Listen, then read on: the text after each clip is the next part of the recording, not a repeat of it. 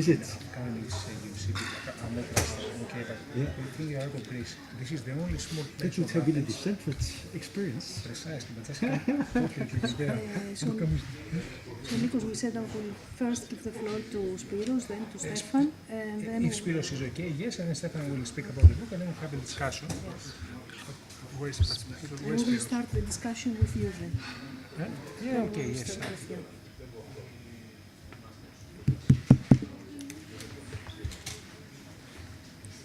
Let's wait for Spiros to come.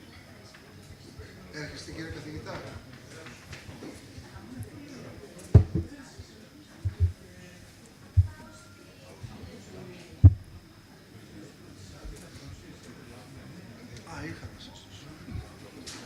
I will not touch this because whenever I touch everything that has to do with technology, I just destroy it.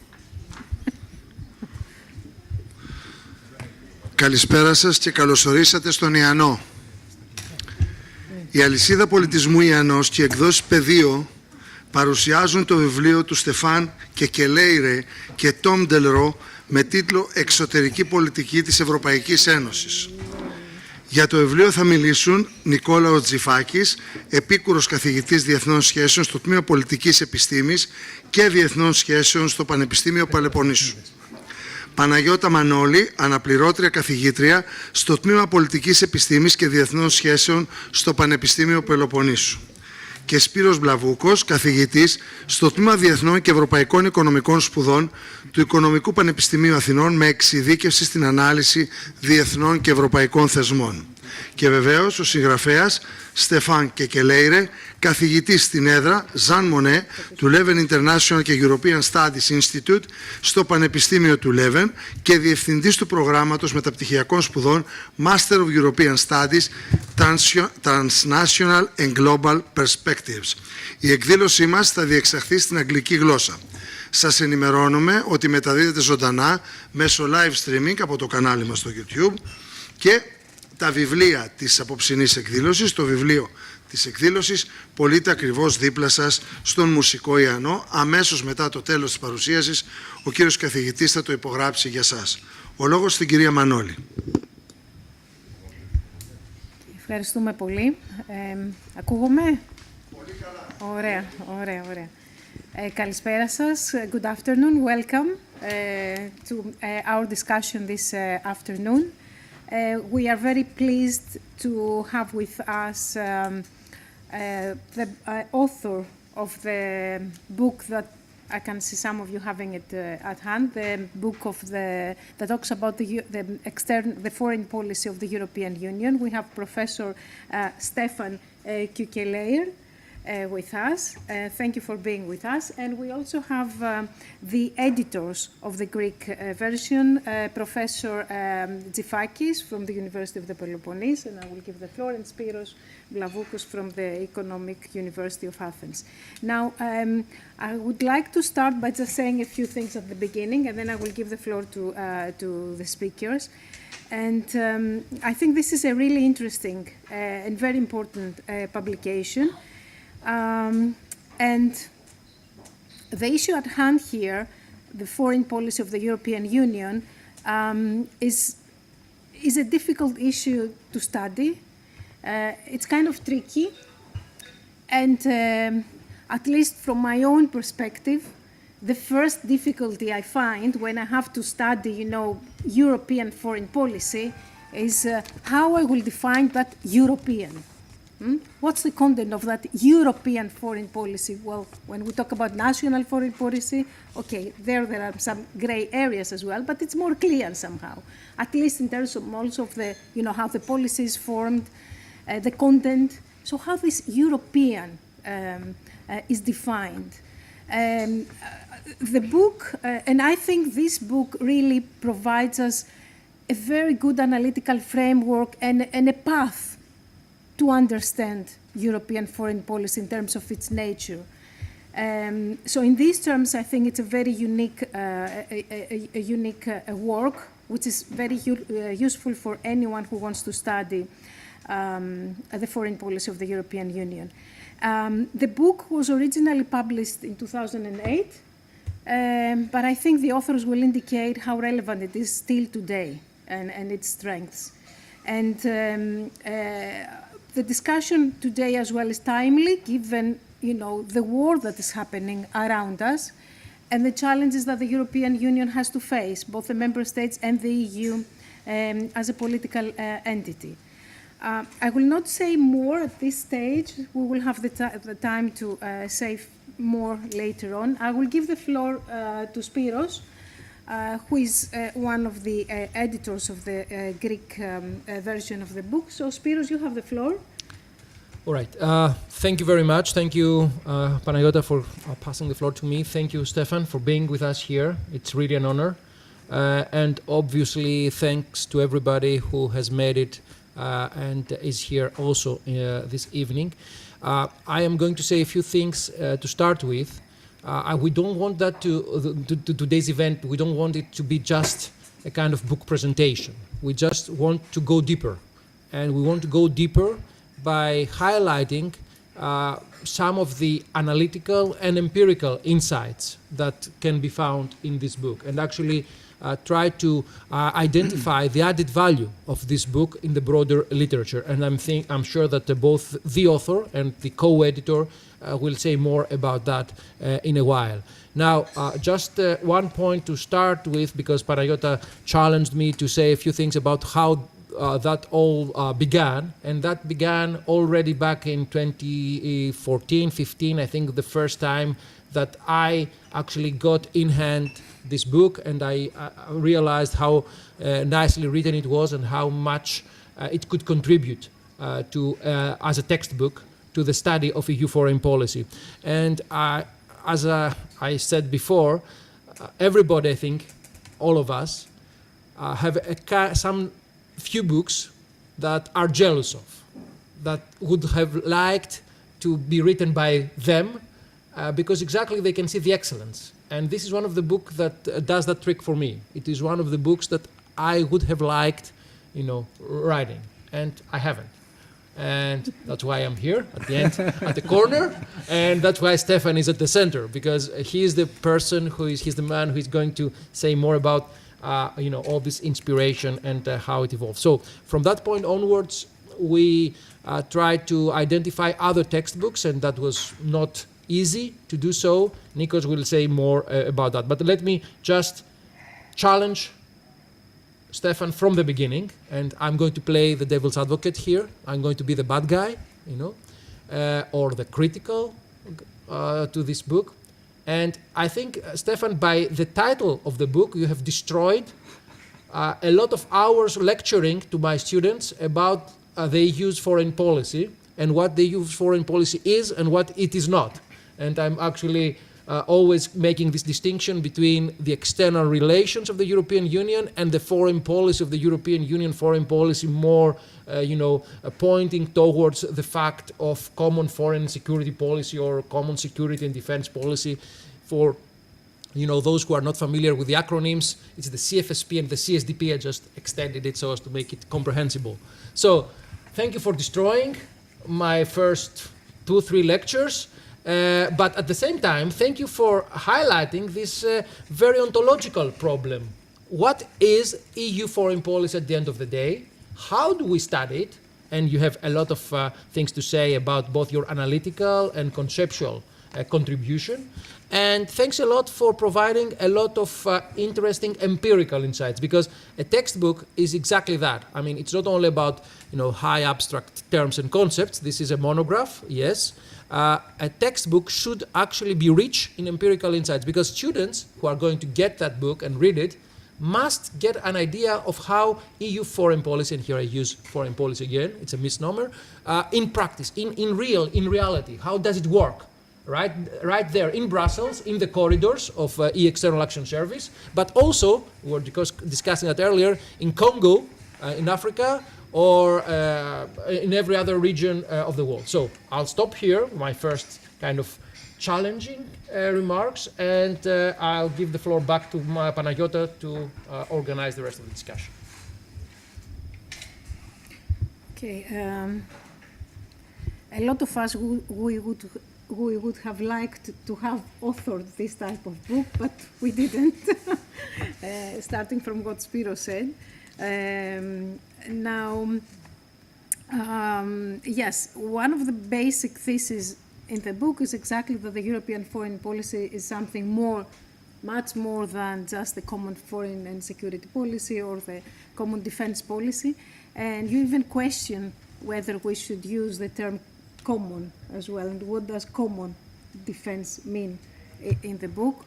And there are many other aspects in that book. I have to say as well something I didn't say at the beginning, that when I first read the book, it was the first publication several years ago, when I tried to understand the European neighborhood policy at that time.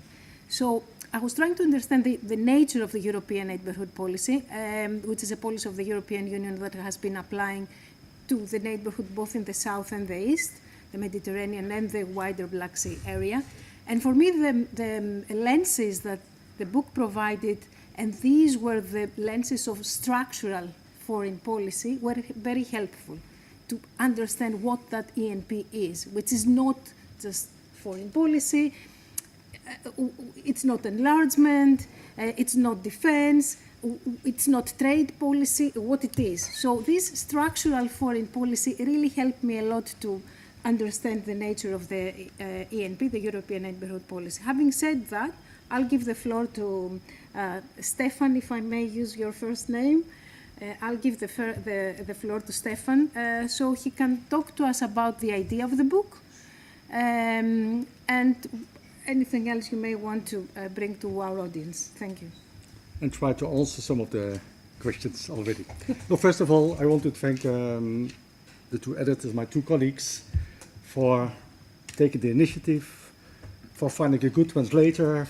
I want to thank the publisher, obviously, for publishing this book, because the contract between the old publisher and someone or somewhat in Greece is already from 6 years ago.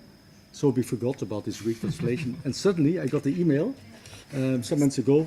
Closer to the microphone. And suddenly then it appeared to have been translated, to have been very well translated. So I'm very grateful to all of you and for you to come in here. Something about the history of the book. The first, because you mentioned 2008, that was the first edition. Well, the very first edition was in Dutch, but was 500 pages too long. It was a result of my PhD. I say more about it. And that was in the previous millennium. Then the second edition was 2014, and then we waited for the third edition. That was 2 years ago. And now we have this adaptation or translation.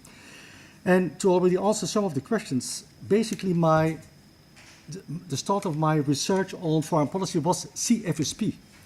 And I started that immediately after the Maastricht Treaty was signed, 1992, yeah. And what was the problem of my PhD? I worked on a topic that seemingly existed in name, CFSP, Common Foreign Security Policy, but that in practice did not exist. Nothing was done, it was even not used. The institutions and the member states were not referring to these treaty articles. And at the same time, and that's already an answer on your question, I saw that the EU was extremely active in what many people called external relations, because you had the policies towards the neighborhood countries, first enlargement countries, towards the African countries, through the Lomé, Mercosur, ASEAN, and several others. So you had this strange phenomenon that the EU created something, CFSP, Common Foreign Security Policy, but was not using it. So everyone said there's no foreign policy. But on the other hand, it was extremely active. And then I needed a solution for my PhD at the time. But I found one because the EU provided something.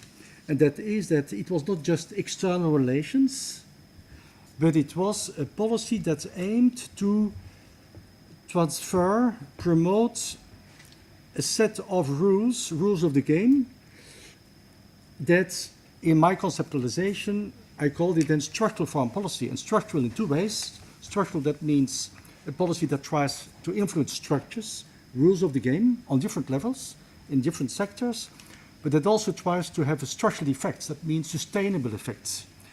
And to have this policy, it did not only use or mainly not used at the beginning, CFSP or CSDP, but this whole set of other policies that it had, also the ability to have external international agreements, but not just international agreements, but international agreements with an aim, with an objective, these structural changes. At the time, that also in other regions you saw this interest in having the structures changed. Because Mercosur, ASEAN, but also in the East European countries, in African countries, there was an interest in taking over part of the structures, rules that the EU had developed itself for itself. And often there was more demand externally than an offer internally. It was also a time where, and it's still the case, where the Commission played a major role. Commission, the community method, because it has a bureaucracy, but it also has rules, it has procedures, it has budgets. And that's already the first answer on your question, and later on I answer the others. That is, it was a different kind of foreign policy that we used to think about, but very similar to a policy of the United States, for instance. Because if you look at the United States policies after the Second World War, it was obviously conventional or relational foreign policy, countering the new enemy, Soviet Union, but also structuring, influencing the rules of the game in Europe, in European countries, but also in Asia, etc. So in this sense, I developed the concept in such a way that it was not only applicable on the EU, but also on other actors. So that's the first point. By the way, I always have discussion with my assistant and with Tom. The title of my course in Leuven at the time in the College of Europe is European Foreign Policy. So European foreign policy, it should be the foreign policy of the EU. But I like European foreign policy more. So I have the same discussions. So that's the first point. Second point, the purpose of the book then was to develop a book where these two dimensions, what we call relational foreign policy and structural foreign policy, could be included. Not providing an overview of all external policies, but only referring to it if it has an impact, if it was relevant for foreign policy, but foreign policy then both relational and structural foreign policy. So that was one of the reasons why it has a broad perspective, also because the publisher at the time, Palgrave, wanted an overview, but also a critical overview that tried to point to the complexities, but also tried to explain it. And here I arrive at perhaps the three distinct features, and I don't yet speak too much about the concept itself. On the one hand, we wanted to explain basic facts, but not only the visible facts, but also the less visible facts. And I've been working for 1 year in the Ministry of Foreign Affairs, in the cabinet of the Belgian Minister of Foreign Affairs, and there I've seen the complexity of foreign policy. And I've also seen how much we do not know, how much we do not see. And so in the book we try to include what is visible, obviously the treaties, the rules, but also practices that I have witnessed. And for instance, the importance of cooperation between member states, systematic cooperation, but also division of labor between a limited number of member states. So these practices that I saw are included. So that was the first point, basic facts, but also the complexities, even if it does not fit within how we normally think about foreign policy. And to give you a good example, already from the first edition, in the chapter on CSDP, the Common Security and Defense Policy, the last section is on the military-industrial complex. And you remember that the reviewer said it should not be there, it's not CSDP, it's not relevant, there's near nothing. But we saw already at that time that the Commission played a major role in trying to develop policies where this military-industrial dimension could be developed. And that's, now I speak about the edition of 2008. And 2014 edition, it was even more. This edition, even more. And now we see that this is really an important issue, an important theme for the European Commission, but also community method, the budgets, the ability to have rules, to have regulations, plays a major role in trying to answer the new challenges. So that's the first. Basic facts, but not only the visible facts, but also less visible facts, and try to explain it in such a way that people more or less can understand it, but without simplifying. Then the second dimension is to try to evaluate the EU's policies and the institutional setup. So how can we evaluate these policies from the perspective of what the European member states, what the EU promised itself, or what has been, secondly, less visible, what has been agreed among them, even if it's not always that visible.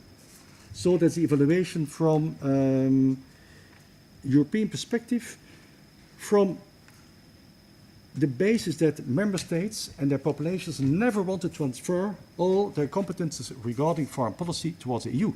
No single member state wanted to do that. And from that perspective, I never expect too much from the EU foreign policy. I'm never disappointed, because I don't expect too much.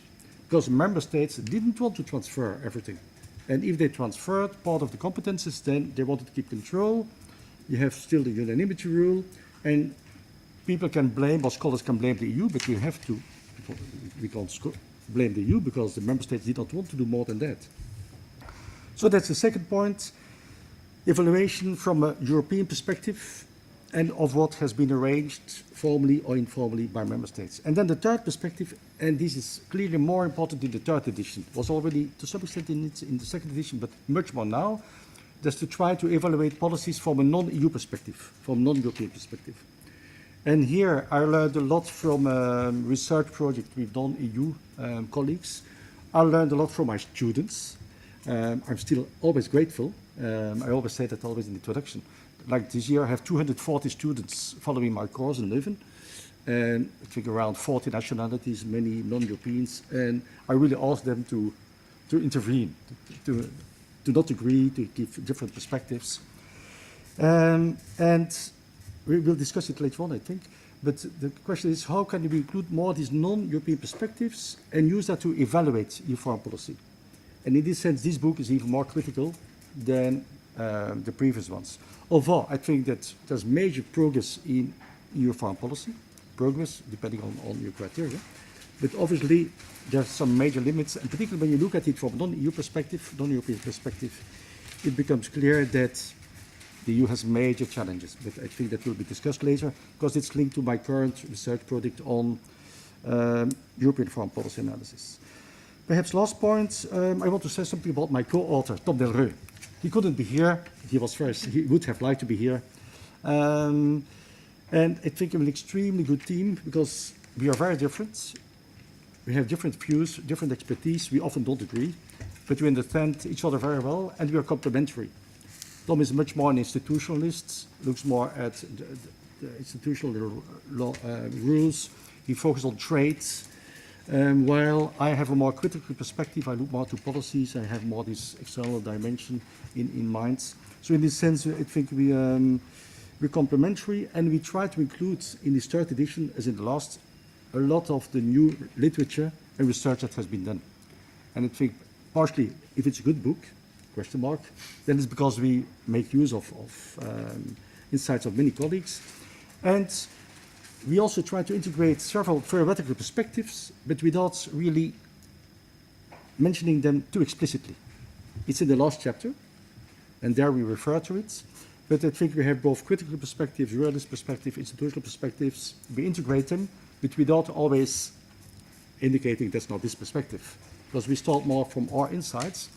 And the result is that students and scholars too can find several dimensions that they recognize, but without making students afraid of this book, but trying at the end of the chapter to integrate them.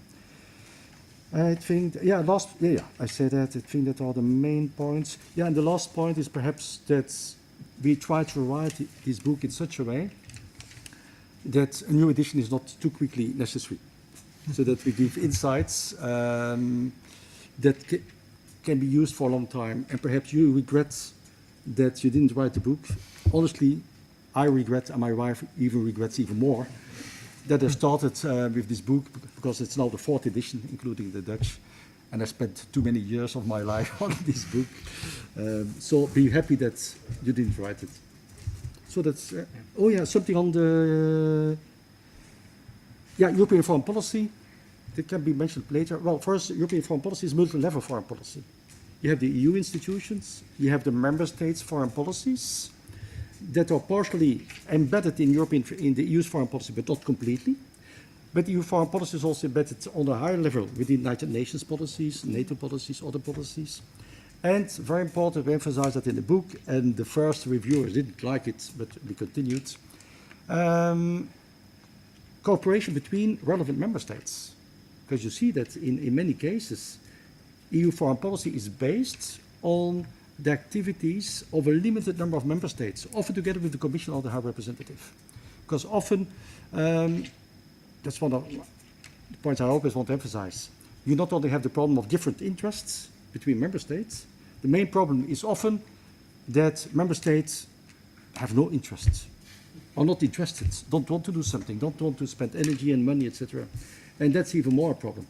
And in this sense, for us, what is then European foreign policy is also this foreign policy that was induced, started by a limited number of member states, often with support, not always sometimes competing with, but often with support of the Commission or support of the Commission, and that are then embedded in this European context. And that makes the question, what is this European, makes it also ambiguous, but that's precisely the foreign policy of the European Union. It's ambiguous. And the foreign policy is ambiguous and the European is ambiguous. But I think that's the reason why it's an interesting topic. I can conclude with that, I think. Okay. Okay, thank you, Stephan. Now, before giving the floor to Nikos Tsifakis, and I think Nikos is going to give us his perspective on the book, just let me mention just a few the chapters of the book, like so we can have a clear idea also on the work that has that this book includes. So the book starts, of course, with discussing the nature of the European foreign policy, and that's the first interesting chapter that presents also the analytical framework of the book. There is a historical overview of the European integration and foreign policy, extremely also helpful also when we lecture. There is a specific chapter on the actors, so we can see the plurality of actors that they are engaged in the EU foreign policy system. There's another chapter dedicated exclusively on the policy making of EU foreign policy. A specific chapter on human rights, democracy, and security. Another chapter on the common foreign and security policy, the favorite one of Spiros, I think. Common security and defense policy as well. Trade, development. This is another chapter of the book. The external dimension of internal policies. This is, for me, this is the most interesting part, because it gives this, it indicates this continuation of the policy, like how you also somehow externalize the internal policies. That's why I've mentioned that for me the book was very helpful when I was doing the European neighborhood policy research. The EU foreign policy specifically here towards the neighbors, and the EU policy towards major powers, specifically with US, Russia, China, and other emerging regional powers, and as well at the end, the EU and the multilateral organizations. So you can see it's really massive work that includes a lot of historical elements, specific basic facts, also, however, studied through a clear analytical framework, and which is very helpful. Now, I'll give the floor to Nikos Tsifakis, who is also one of the editors. And Nikos, you may want to tell us what do you think is very particular about this book, and if you also wish to say a few things about, whether there is in general what is particular, but also what do you think it might be of interest to the Greek audience as well, specifically. Thanks a lot. I would like, first of all, to thank Stephan. I won't say that I would have liked to author the book. It goes without saying, but I would like to thank you for having, with Tom, made my life easier. This is a book made for teaching. You will notice that beyond the text and its presentation, there are fantastic graphs that I use in my PowerPoint presentations, and it helps a lot of students to comprehend how different actors are interacting in various policies. The graphs have been very helpful. Beyond the book and the Greek edition, I should say that there is a web page in which the two authors have very carefully updated with all new entries in the scholarship, and also there are videos per chapter where they are presenting the content of each chapter. So this is a truly interactive book that in which a student can find the text and material on the internet, and also suggestions for further reading, and this list is continuously updated. And that's a vast resource for teaching from undergraduate to postgraduate level. And also I should mention, before answering, the excellent job of Pεδίο Publishers, and I'm grateful to them because they engaged a very competent translator, but they didn't stop there. The book has passed several layers of language editing, beyond the translation, beyond my cooperation with Spiros in checking the content in terms of its scholarly interpretation of terms. So this has been a very respectful result of your work, and I wish books directly written in Greek were so carefully prepared by the publishers. So what is particular about this book? If I was putting it in one sentence, is that it highlights the complexity of EU foreign policy, but at the same moment, it renders this complexity accessible to the student and policymakers alike. The problem with EU foreign policy is that discussion is filled with many stereotypes and many misconceptions.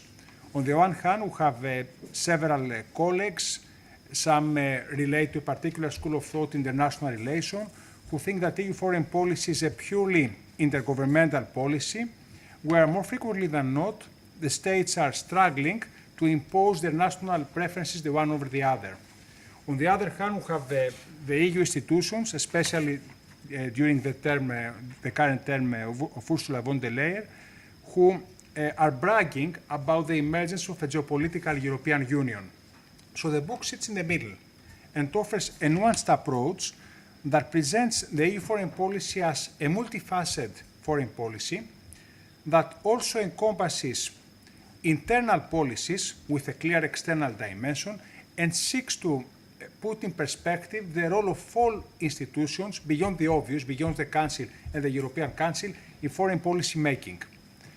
Crucially, it perceives the EU foreign policy as a multi-level foreign policy that manifests itself at the national, at the EU, and international levels. And in this way, it problematizes the interaction between the EU and member states, and also delves into the correlation between external and internal objectives and how together they are shaping EU foreign policy. I think there is a domain in which we can very clearly see this result, and I'll use a little bit of the contemporary agenda as we're heading the whole Europe for European parliamentary elections in a while. This is clearly the policy of EU enlargement. And this is a policy that has been depicted as the most successful foreign policy instrument of the European Union. So if we see the context a little bit, and I'm using this as a way to show the utility of the analytical prism of the two authors, if we see the EU foreign policy, we take as granted that A, the EU is determined to move faster with the integration of new member states. There is a unanimous consensual decision there. The EU also is determined to use enlargement as a policy in order to, as a strategic imperative following the outbreak, following the Russian aggression on Ukraine. If we go beyond that first layer, and here we understand the utility of the book, we'll see that once the EU decided to reinvigorate its enlargement policy, several internal policies, several internal issues came in front, such as whether EU institutions should be reformed, decision-making mechanisms, whether they should stay the same, whether we can stay with the same common agricultural policy or the same cohesion policy, and also whether the EU budget has to be revised and reviewed and seek for additional funds and a different way of using it. So you are seeing in the contemporary debate how an external policy triggers several debates inside the EU about several internal policies. This effect and this interconnectedness of the external and the internal dimension of European integration. And if we go beyond that layer of policies and we go to the countries themselves, you'll see that beyond the surface and beyond the consensus on moving on with EU enlargement, you have certain countries that want to advance with Ukraine, other countries prefer to move first with the Western Balkans. Some countries say that reforms should go before enlargement, as opposed to those says that the last-minute reforms should go simultaneously. When we're talking about reforms, some are saying that we should go to qualified majority voting, whether other countries are resisting. And you see this constellation of interest that is explained very well in the book that springs in reality. And what the author is saying, and this is where I'll stop, two important conclusions for me, that A, the EU foreign policy, the foreign policy of the EU institutions and the member states are not in a zero-sum game. They are not, the EU does not try to substitute its member states, but at the same moment, differences do exist, divergences do exist, and we succeed to move on despite these differences. Again, congratulations for this very interesting book that for many years will lecture students in Greece about how the EU operates in the foreign policy. Thank you very much for these very nice words, which are obviously true. No, thank you very much for that, which is very much appreciated. Okay, let me, starting from what Nico said, Tzifakis, I'd like to go back again to the book and just talk a little bit about what I also found interesting, these 4 areas of contest, of tension that exist in the European foreign policy, at the heart of the European foreign policy. And I think these are also very interesting, the way it's like a cartography, the way you have presented them. And they have been there, these areas of tension in the formation of European foreign policy have been there since the 50s until today. And I'll tell you about this. And I think these areas are very interesting. They are even today at the heart of the debate of the future of the European foreign policy. The first tension that the authors have identified has to do with the European integration versus Euro-Atlantic solidarity.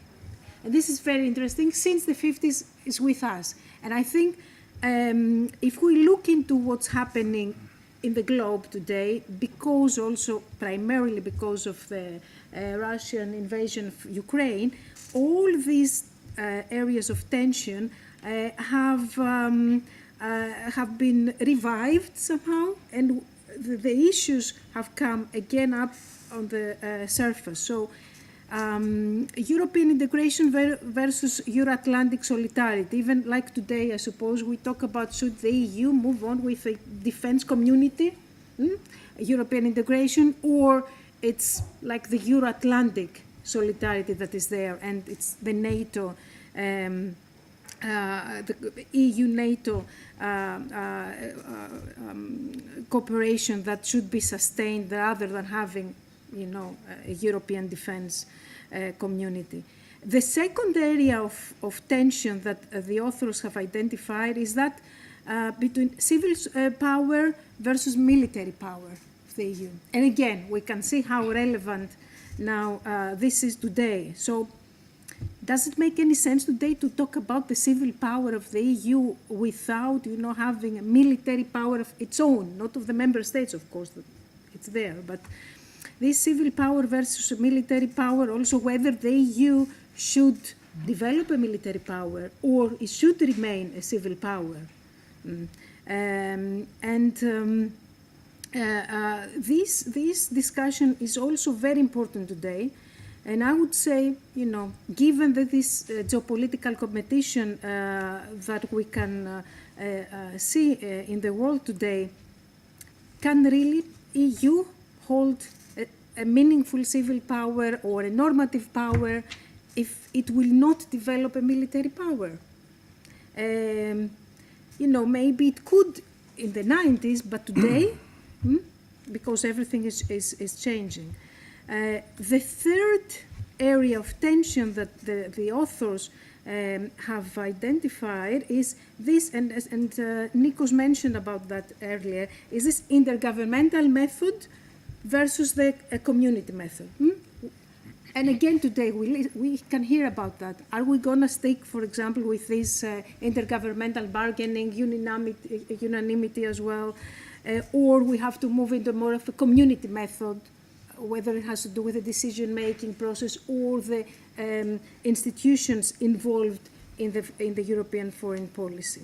Again, a very hot issue, a very critical issue, and this is, of course, linked also not only to the war in Ukraine, but also to the future enlargement and how this will have an impact on the European foreign policy. So again, here a very big issue that comes out of this tension. The fourth tension that the authors have identified, again, we referred to that previously, it was mentioned by the previous authors, have to do with the external goals versus internal goals. And the claim here, the basic claim of the book here is that exactly the European foreign policy reflects also goals of the EU integration and also goals that have to do with the EU identity as well, you've mentioned there. And again, and this also area is very interesting. And for me, this debate, this tension is manifested, is somehow breached in the notion of the strategic autonomy. Because I think in the strategic autonomy, especially the way it has developed in the last years, and I would say after 2022, there you can clearly see how, external goals are also linked to internal goals, and you cannot have this strategic autonomy of the European Union if you forget one of these two angles. Since the strategic autonomy started primarily with security concerns, and then it moved into, the autonomy of the EU in terms of its production and its, and then today we talk about the values of the European Union as well, that this strategic autonomy should also serve the European values. So that's what I also wanted a little bit to say, to bridge whatever we've said so far and also bring again the book to you somehow. And now I'd like to probably go back to the author, if you don't mind, Spiro, since we have the author next to us. I'd like to go back to Stephan, and if you could just tell us a few things about this decentering analysis that is also a novelty of the book. And you've mentioned in the book that so far the vast majority of the literature has this EU-centric approach. So the way we understand and we read and we study European foreign policy is very EU-centric. So, and this is not, as you say, the appropriate analysis anymore, and we should move into this decentering analysis to understand better European foreign policy. Could you just tell us a few things about this and how useful it is? Yeah. And can I first say something about your previous comments? Yes, yes. Yeah. First of all, I'm very pleased that you liked the 4 areas of tension, because it was in the first edition, so 20 years ago nearly, and it remains relevant. And I saw the relevance, well, I found them when I was also working in the Foreign Office, because I saw that in decision making, the main issue is not what is the problem, how do we interpret it, and what's the best solution to that problem, to that foreign policy issue. Often that's only a minor issue, because member states have their positions on, do we like Atlantic Alliance more or the European integration more? Do we like the community method or the government method? And in these 4 areas of tensions, nearly always returns. And to give an example, what does it mean, the Atlantic dimension? That means that many member states said, oh, what do the Americans think? Because I call the European integration, Atlantic integration area of tension, what do the Americans think? For many member states, that's the core. What do they think? And they want that because they're depending, or if something happens in Europe, then we need the Americans indeed. And so often the point was not what is the best solution for a specific problem, but how can we find a solution where all member states find themselves at ease in the compromise and the conclusion that is found. And often the result is that they are all very pleased because the areas of tensions and their position is respected, but it does not always mean that it's a very effective solution for a problem. But then they're already pleased that they could manage. And in this sense, I think these areas of tension are important on a macro level, but also often if you want to understand a specific solution or a specific policy agreement on a specific issue, often when you keep these four in mind, you will understand much more. And also in interviews, when you have interviews with diplomats, often you can ask that. To what extent do these, obviously you don't ask, do these four areas of tension, but do the four dimensions play a role? Then on the decentering perspective, which is also integrated in some chapters in the book, and it's related to my current research project on decentering European foreign policy analysis. What I more and more learned from particularly my non-EU European colleagues and students is that we too often forget the foreign in European foreign policy. In many studies, it's about what is Europe, what is European, what's the role of the member states institutions, what is the policy, then they look at the policies. And the foreign is often neglected because very often it's about Europe, it's about the EU, it's about institutions, about is it normative-based, interest-based, etc., etc. It's very self-centered. And the fact that we, including myself, that we often forget the foreign, perhaps explains why part of the policy, but also the analysis is often not that relevant anymore, particularly because the foreign becomes more and more important. The foreign gets power. And what do we mean with the foreign? The foreign is obviously what is outside your borders, your territory, but also the foreign can also mean what can be different, what can be strange, what can be unknown, perhaps what can be not liked very much, what can be seen as negative. And because many scholars, including myself, have been so much absorbed by this European discourse, where European is a value-driven entity, we have normative power, Europe debate, etc., that we take it too easy for granted that we can use these Eurocentric perspectives. And I will not explain the 3 layers of our decentering approach. There are some other, if you want, I can send you articles and give you references. But to give one example, in the whole discussion on European values, normative power Europe, it's often about to what extent does the EU says what it does. Does it promote the values? Is it coherent? Is it consistent, etc.? And you have a lot of critical assessments in any case. But rarely do scholars, do politicians ask to other parts of the world, to people in other parts of the world, what are your values? Because we take it for granted that either they share our values, or they don't share it, but then they're bad, or they don't share it yet, and then we have to help them, we have to support them so that they can gradually take up all our values. But just as within Europe, there might be different value systems, we also speak about value systems. And just as in European countries, the value system now is different than 20 years ago, because you have revolution, we should see more that you have other values, and to give some examples. How often do you read in scholarly work analysis of religion? You have the book of Sarah Wolf and some others, but in general, most European foreign policy scholars don't like religion. And if you speak about religion, it's something negative. Then it's about radical Islamic actors, etc.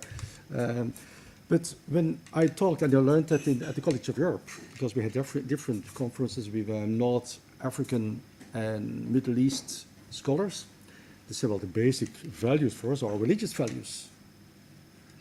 That's important. And I remember a discussion with a Moroccan diplomat. He said, well, you always speak about values, but you never ask what is about our values, and you never speak about what is most important for us, and that is our relationship with Allah. And then everyone said, obviously we don't speak about Allah. Why should we speak about that? It's about serious things. But they said, well, but for us that's the most important. And then you can link it to studies, to the Arab barometer, where you see the importance of religion, of religious values, and also the importance for their interpretation of democracy.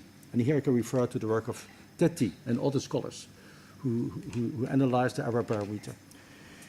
And why is it useful? Because if we see that you don't only have European, Western, liberal values and other values and the others, sorry, and those who don't follow our values, but if you see that there's a broader set of values, then you understand much better perhaps the successes or failures of European foreign policy aimed at promoting values. So you can better explain it, but also when you're aware of that, you can integrate it in our research. To give some other examples, what I also learned from the same group of scholars, I pronounce it wrongly, it's Arabic, al-adala or al-adala, or another variation, I don't know how to pronounce. It's about social justice, it's about justice. And you have different variations in different Arab terms. And they say, well, that's so important, that's so crucial, but you never speak about it. You speak about human rights, etc. And then the perspective is, if scholars, but also EU practitioners, would integrate in debates, in discussions with Arab scholars, also concepts that they think are important, that we ask, what do you mean with justice? How can it be translated in policies? Then first of all, you show a kind of respect, but also can make our policies and analysis more effective. Another dimension is traditional values. We never, or rarely in EU foreign policy scholarship, see traditional values, the traditional family values, etc., as something relevant. That's something old-fashioned. But if you try to understand more what is meant with that, then we understand much more the problems that the EU might have in exporting its model, which is often seen as a problematic model in other countries, and not only in Russia, but also in other countries, and by the way, also in part of European countries itself. Because if you look at several, what I call the new parties that are more important, for many of them, these traditional values are also important. And so that's a little bit that's just an example. There are several other examples. So if we try to look at EU foreign policy from the context of the other, and from the perspective of the other, then I think we can broaden our analysis, but also the EU might strengthen itself. We have other layers where we also, and here we use the concept of Chakrabarti, provincializing, seeing more that what the EU does, thinks, is not self-evident. For instance, when you speak about human rights, we not only can learn about what others think about human rights, about values, but also we should see that the interpretation of human rights at this moment by the EU and by many scholars is a very specific interpretation, which is the result of a specific trajectory of the EU, where, for instance, the second generation human rights get much less attention than the first generation human rights. The first generation human rights is about political rights, freedom of speech, etc. Second generation are socio-economic rights. And so in this sense, we can learn more about ourselves, we can learn more about the other, and perhaps we have to learn more about, but also from the other, in a context where other actors, and that's the reason why in chapter 11, we also speak not only about the major, chapter 12, major other powers, but also the emerging, or better, we call them now the emerged powers, because we should more say that India is an emerging power. It's a power. South Africa is a power. We also speak about regional powers, particularly the powers in the MENA region, the Middle East and Northern Africa. When you speak about Turkey, if you speak about Saudi Arabia, other Gulf states, Egypt, Iran, these are major powers that have relational power, direct military power, and additional power, structural power. And in this sense, at this moment, many of these regional powers have a much more effective, sometimes also attractive structural foreign policy than the EU, depending with who you speak. And we have to see how long that will last, because obviously also these new powers might disappoint for the new publics that they have. I forgot the question. Yeah, I know the question. I can continue about that. But so it helps to not only because we are now in a weaker position, we Europeans are in a weaker position, and we're confronted with other major powers, but also intellectually. Analytically, I think it's so interesting to try to include these non-European, non-Western perspectives. But once again, what is the West, what is Europe? Also that is point of debate. But then our research questions are becoming much richer. But it's quite challenging, because then you have to find partners, then you have to work with people who perhaps have different publication traditions. But in this sense, I think that this decentering approach is promising. I find it extremely fascinating because I learned the whole time. And I started my course in Bruges, and where I was teaching until some years ago, in Leuven, always with word clouds. And these word clouds includes what I call all my intellectual frustrations.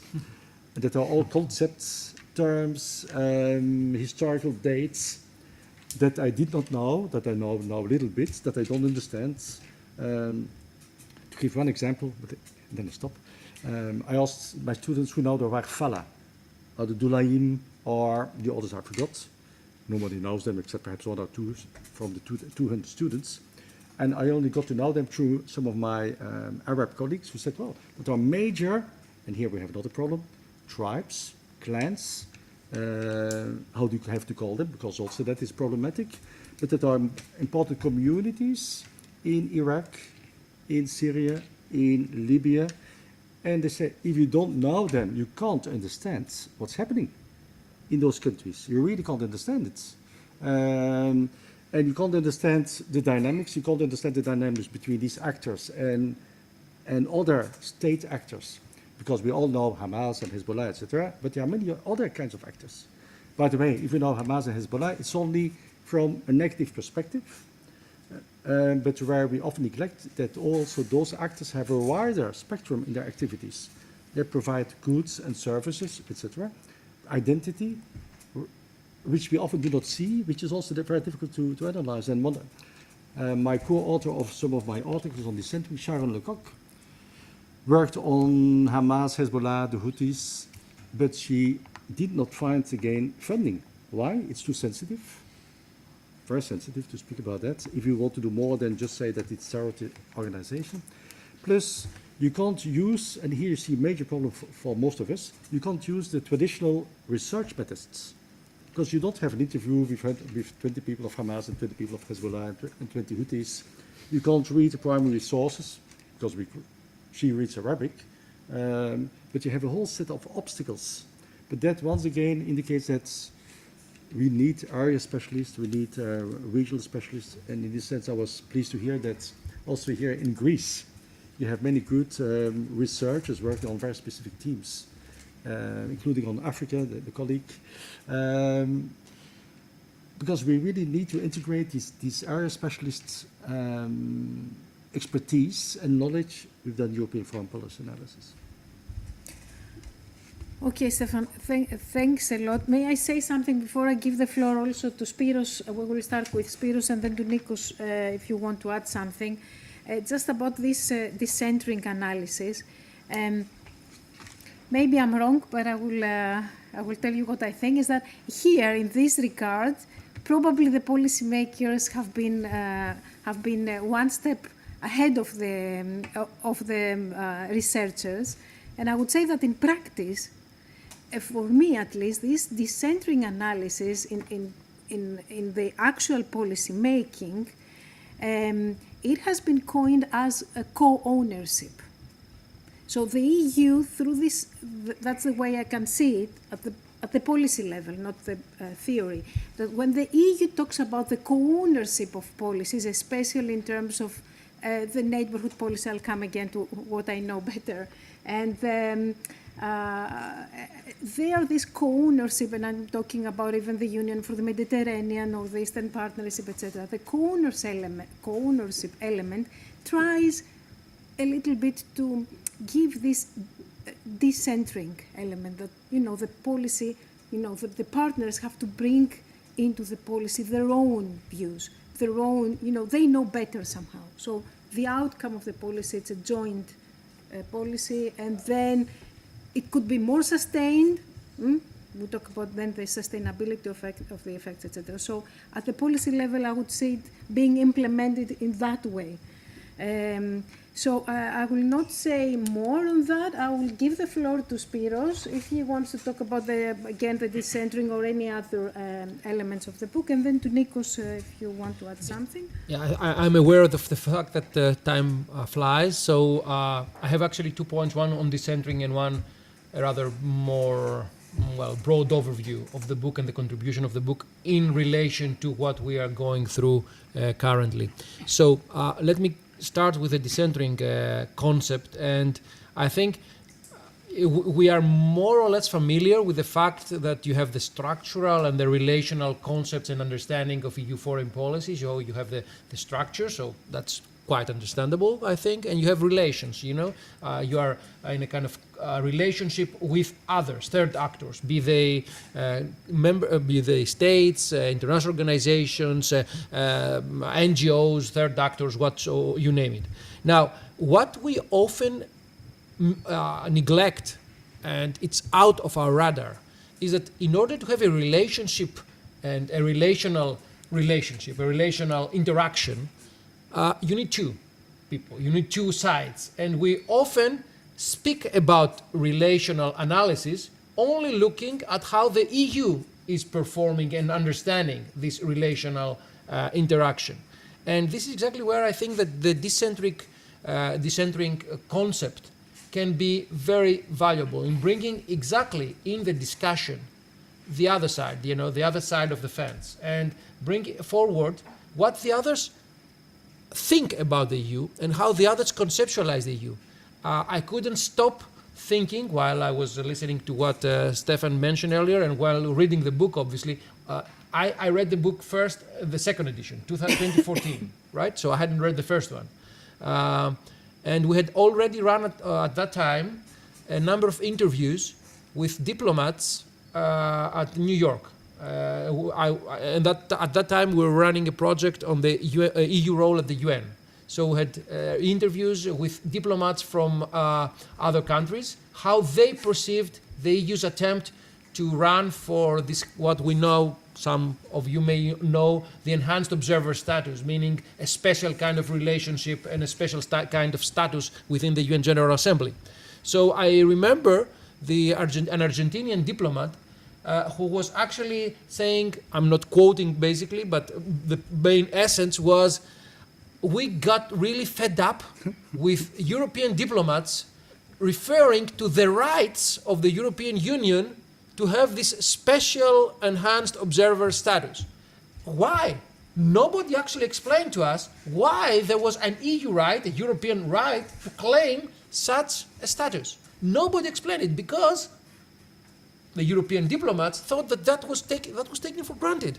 Yes, we are the better people of the United Nations. We are the foundation of peace and security, and we are, you know, the pillars of liberty and all the liberal values, and therefore, it is our rightful, claim to to such a status. And the rest of the world, in particular, from developing or semi-developed kind of countries, had completely no clue what the European diplomats were talking about. And for those of you who know the continuation of the story, we got really defeated in the first attempt we had, and we had to go for, we experienced a very severe diplomatic defeat, and we had to go for a second round where we changed completely our outreach activities. And that's again something, a kind of fast knowledge. Well, we are not very smart, I would dare say, but we're fast learners. So we learn fast from, as Europeans, from our failures. Well, at least in that case, maybe not in all cases. So that was the first point on the decentering, and how useful I think it bringing back in this relational foreign policy analysis the other side. And the second point, and this is a much broader point, more a kind of my understanding of in macro historical perspectives.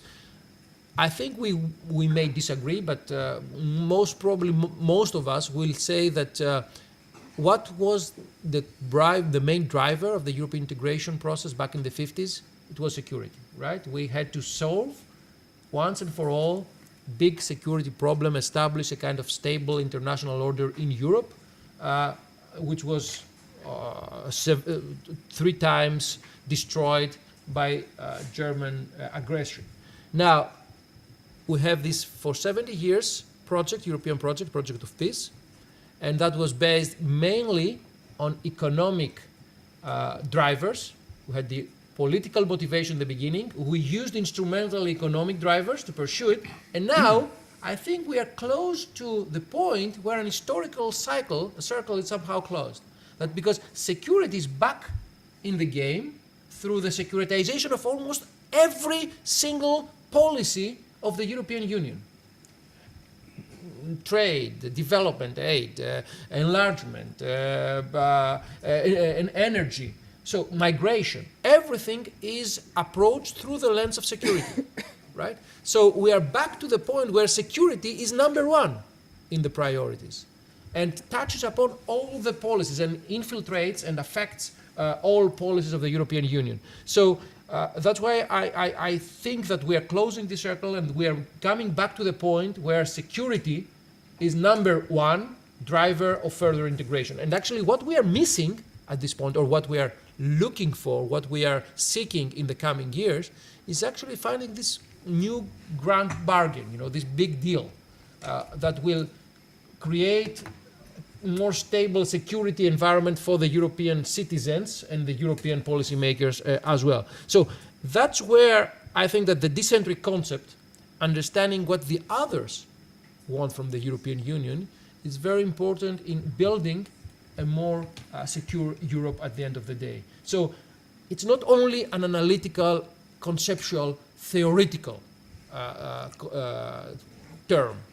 I think it has very, very practical implications, and that's exactly what I would like to bring forward in this discussion. So, Nikos. I would like also to state the dissenting analysis and to say that the work of Stephan here is a gold mine, and I'm going to explain why. There is a special issue in Journal of Common Market Studies that came at the end of 2023, a few months ago, by Sandra Lavenex and remember the second co-editor, which made a similar observation. If we see the whole EU studies, it is concerned primarily about European integration, which is about what happens inside the EU, and secondarily about the impact of EU policies and how they travel abroad, and that's it. What we don't have, and this setting is helping us to understand how the EU policy is perceived abroad, is we don't have scholarship on the way that the policies of third countries impacts on the European integration itself. And if we see it in a more ontological term, instead of structure agency debate, we have a notistic structured bias. We are considering that we are defining the world and we're astonished when our policies do not work, but we don't see how the policies of other actors in our daily interaction are impacting upon ourselves, why it leads us to revise our policies. We are frequently revising our conditionality, we are frequently revising our framework policy for the regions, and all this is a black box. There is not scholarship examining how the EU integration is affected by the policy of third countries. And we may say there is some literature about the United States or China, which are big players, and we understand that their policies are affecting the whole system, but if we speak about lesser powers, the discussion is non-existent. We are talking about EU negotiation with third countries, but we tend to think that the EU dictates the terms and the others will comply or not, and that's it. There is no return back to the EU, no reverse conditionality, and no way of trying to affect EU policies. And this dissenting analysis is helping us to open another window, another discussion, which will not only help us to understand the other countries, but will also enrich our own policies by seeing how the policies of third countries are affecting our own decision making. Okay. Give short comments.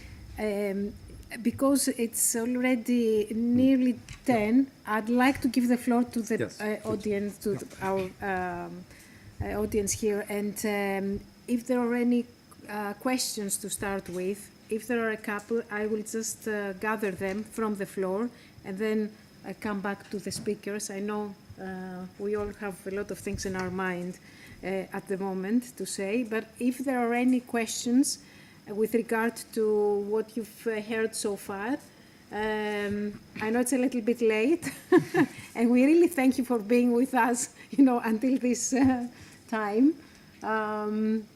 Anybody who would like to have a comment or share his or her thoughts with us? No? Okay. I'll give the floor back to the speaker, starting from what Spiro said, and I'm going to close it in a while. I'm not sure if the circle is closing, Spiros. I'm afraid the circle is opening at the moment.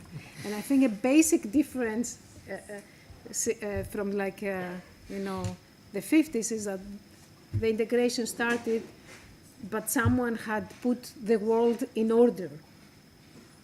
So that now the world is not in order, and we don't know who is going to put the world in order back. So, and that's a fundamental, in this regard, difference. So, okay, I agree with what you said. Just the circle, I think, is opening. So, that's a very basic challenge for the EU.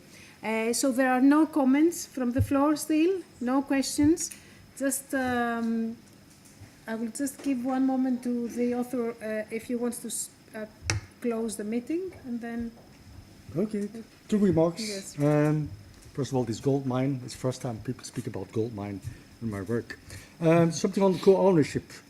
I think there's also a difference between what the EU says it does, what the actors say that the EU does, because they have to say it, they have to be polite. But often what I hear from non-EU diplomats is we have co-ownership, but on the terms of the EU. It has to be linked. Very brief an example, because I liked it so much. Policies towards police reform in Congo. The Congolese had co-ownership, so they could propose something. And one of their first priorities was du pain pour chaque soldat. So in English, bread for each soldier.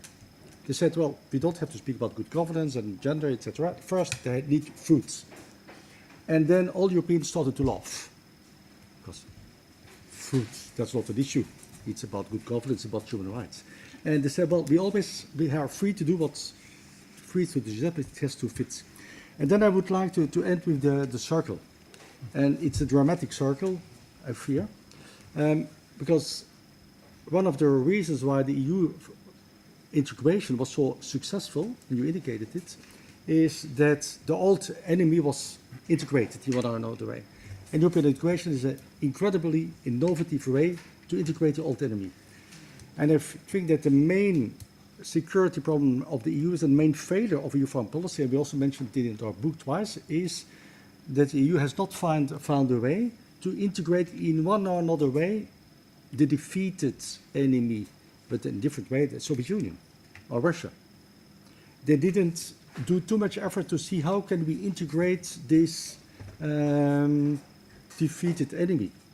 And European neighbourhood policy was a very successful structural foreign policy, but it was very bureaucratic, where the EU did not sufficiently see that it had major geopolitical consequences. Because European neighbourhood policy is a zero-sum game. If you adapt towards EU standards, it's to the disadvantage of other neighbours. And I know many colleagues don't agree with that. They say, well, every country has the right to do what they want, and that's absolutely right. But for me, foreign policy is based on 4 aspects. That's rules, power, and emotions. Because emotions are extremely, and traumas, and hates. And you can find, and friendship is also positive emotion. But very often we forget that. And there's a fourth component, rules, power, emotions, and time. Because foreign policy, the time factor is very important. And often you only see the effects of events or lack of events over the long term. And I fear that this is what we see now. The problem is I don't see immediately a solution. But that's for the 5th edition. Yeah. Okay. And I want to thank you all for inviting me, and I'm very pleased to have been here. Thanks. Okay, thank you all for being here. I would like to thank IANOS as well for hosting us here, and everyone.